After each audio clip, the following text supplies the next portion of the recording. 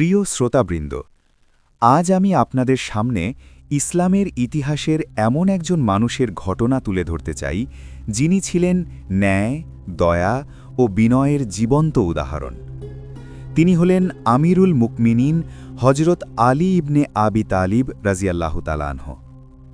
একদিন হজরত আলী রাজিয়াল্লাহু তাআলা আনহু বাজারে গেলেন নিজের জন্য কাপড় কিনতে। তিনি তখন মুসলিম বিশ্বের শাসক, চাইলেই রাজকীয় পোশাক পরতে পারতেন, কিন্তু তিনি গেলেন সাধারণ মানুষের মতো।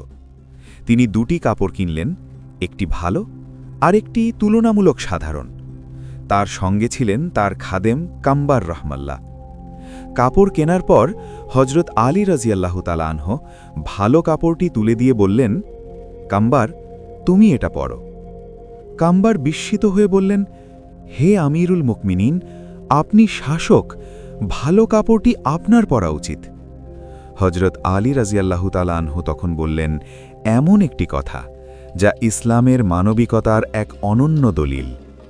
তুমি যুবক, তোমার সামনে জীবন পড়ে আছে, আর আমি আল্লাহর রাসূল সাল্লাল্লাহু আলাইহি ওয়াসাল্লামকে বলতে শুনেছি, তোমরা তোমাদের অধীনস্থদের সেই খাবার খাওয়াবে যা তোমরা খাও, এবং সেই কাপড় পরাবে যা তোমরা পরো। এরপর তিনি সাধারণ কাপড়টি নিজে পরলেন।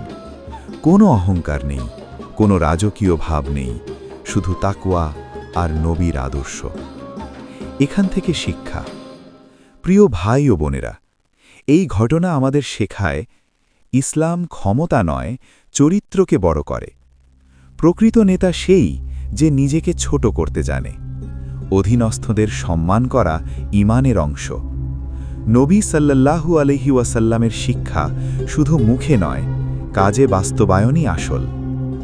আজ আমরা যদি হজরত আলী রাজিয়াল্লাহু তাআলা আনহুর এই আদর্শ আমাদের পরিবার, অফিস, সমাজে বাস্তবায়ন করি, তাহলে সমাজ নিজে থেকেই সুন্দর হয়ে উঠবে।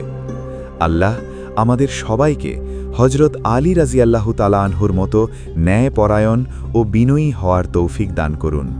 আমিন।